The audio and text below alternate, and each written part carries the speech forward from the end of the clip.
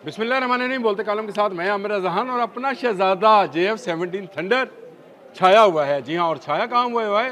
पूरी दुनिया के मीडिया पर।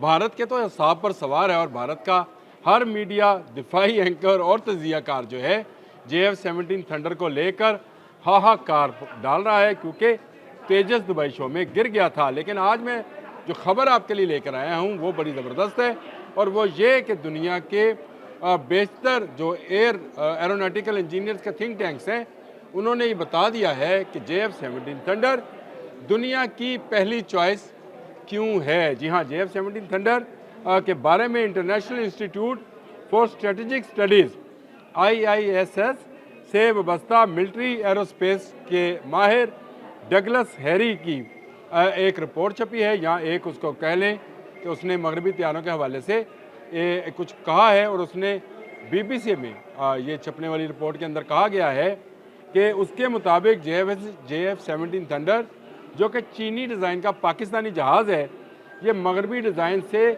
कुछ बेहतर है। यानी ये मल्टी रोल हल्का त्यारा जो है F-16 के लेवल का है। और ये जहाज़ जो है क्यों दुनिया की नज़रों में छाया हुआ है? क्योंकि इसने जंगों में कारकर्दगी 2019 में और उसके बाद 2025 जंगे मई में अपनी कारकर्दगी साबित किया। 2024 में भी, जी हाँ भूल गया था, 19, 24 और 25 मई में अपनी कारकर्दगी साबित कर दी। उसके बाद एक लाइन सी लगती है जिसमें JF-17 थंडर ब्लॉक 3 को लेने के लिए ममालिक जो हैं पाकिस्तान के साथ रब्ता कर रहे हैं। पेंटागन के एक साबिक ओहदेदार हैं जी, एलेक्स नाम है उनका, एलेक्स पिल्टास।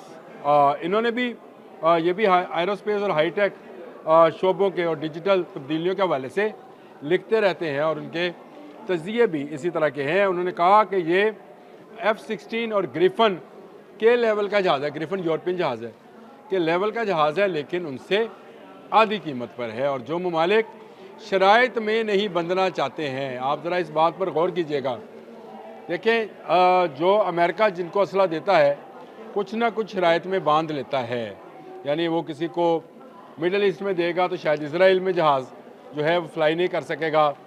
पाकिस्तान को F-16 दिए थे तो कहा था कि भारत में हमलावर नहीं होंगे, हाँ दिफा में इस्तेमाल किए जा सकते हैं। तुर्की को दिए तो उसको भी मना किया कि आप इसको इसराइल के ख़िलाफ़ इस्तेमाल नहीं करेंगे। मिस्र को दिए, इराक़ को दिए, तो भी उनसे गारंटी ली, यानी शराइत में बांध दिया कि आप इनको फ़लाँ मुल्क के ख़िलाफ़ इस्तेमाल कर सकते हैं, फ़लाँ में नहीं, और आप इनको किस हद तक इस्तेमाल कर सकते हैं और किस हद तक नहीं। पाकिस्तान का JF-17 थंडर ऐसी तमाम शराइत से आज़ाद है। ये पेंटागन के एक साबिक ओहदेदार हैं और मौजूदा वो जो हैं डिजिटल और तब्दीलियों और हाईटेक शोबों से वाबस्ता हैं। उनका ये ख्याल है, एलेक्स, मैंने इनका आपका नाम बता दिया। उन्होंने कहा कि सियासी लचक जो है और दस्तयाबी, ये सबसे बड़ी चॉइस होती है किसी मुल्क के लिए दिफाई साजो सामान ख़रीदने की। यानी उसमें सियासी लचक से मुराद ये है कि उस पर पाबंदियाँ आयद ना की जाए, जिसको मैंने खुलकर बयान कर दिया आपके सामने। मैंने सारा खुलासा कर दिया, खोल दिया। और ये आज एक दोस्त ने जब ये ट्वीट भेजा मुझे तो बड़ी खुशी हुई, जिसमें उसने कहा कि हमारा शहज़ादा JF-17 थंडर छाया हुआ है। साथ में वो इंडियन मीडिया की दिफाई तजियाकार है जो कि इसकी तारीफ़ों के पुल बांध रही है। शायद वीडियो तो हम ना लगा सकें, लेकिन ये ट्वीट ज़रूर लगाएंगे ताकि आपको नज़र आए कि दुनिया भर के मीडिया जो है JF-17 थंडर के हवाले से तारीफ़ों के पुल बांध रहा है। मैंने इंटरनेशनल मीडिया में से BBC का बता दिया, और अभी इस ट्वीट के हवाले से इस इंडियन मीडिया का जो है वो भी बता दिया कि वो किस तरह से कह रहे हैं कि JF-17 थंडर जो है ख़तरे की लामत है, यानी उनके लिए ख़तरे की लामत है, और ख़ित्ते का बेहतरीन जहाज़ बन गया है जो लाइट वेट भी है और सस्ता भी है। और इसका जो मुकाबला है वो किसी और जहाज़ से किया नहीं जा सकता। इसकी बड़ी वजह यह है कि अगली वार जो है, कोई भी वार, जो कि मई 2025 में भी आपने देखा, इलेक्ट्रॉनिक वॉरफेयर है, जिसमें आपने दूसरों का रडार बंद करना है और अपने रडार को बचाकर दूसरे अहदाफ को निशाना बनाना है। इसमें JF-17 थंडर और J-10C की महारत काम आई।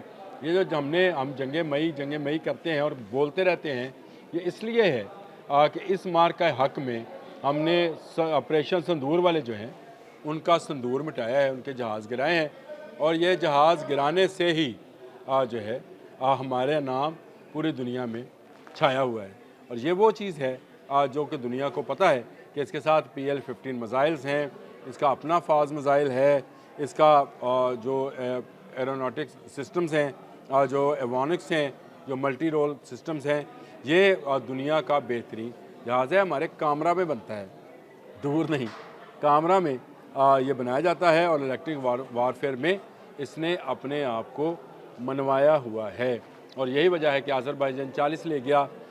अगर हमारे पास कोई इराक से आता है, बांग्लादेश से आता है, नाइजीरिया से आता है, सूडान से आता है, तो सबसे पहली डिमांड जो है वो JF-17 थंडर ब्लॉक 3 की करता है। और क्यों ना करे, क्योंकि ये वो जहाज़ है जो दुनिया की फ़ज़ाओं में इस वक्त छाया हुआ है।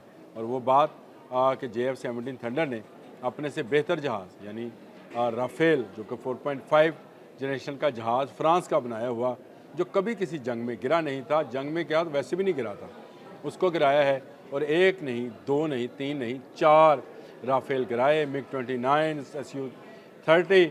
और इस जहाज़ ने S-400 जैसे सिस्टम को भी नकारा बनाकर दिखाया कि आपके इंटरसेप्टर्स भी जो हैं वो इस जहाज़ से महफूज नहीं हैं।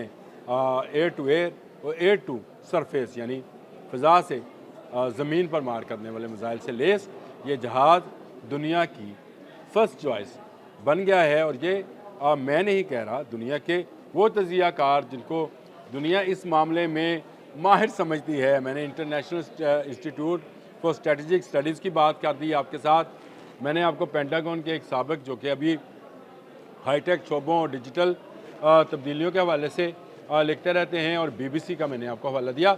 मैंने आपको किसी पाकिस्तानी मीडिया का हवाला नहीं दिया या किसी पाकिस्तानी ट्वीट या फेसबुक की स्टोरी नहीं बयान की। मैंने वो स्टोरी बयान की जो इंटरनेशनल मीडिया, और वो भी वो मीडिया BBC जो कि अपनी ख़बरों के मोतबर होने में दुनिया में माना जाता है, तस्लीम किया जाता है, उसका मजमून पेश किया है। तो JF-17 थंडर हमारा शहज़ादा पूरी दुनिया की फ़ज़ाओं में छाया हुआ है और दुनिया के बहुत सारे ममालिक बाशमूल बांग्लादेश, मैं बांग्लादेश का नाम बार बार इसलिए ले रहा हूँ कि बांग्लादेश हमारा भाई भी है और भारत का दुश्मन भी है। तो इसलिए दुश्मन का दुश्मन जो होता है वो दोस्त होता है हमेशा।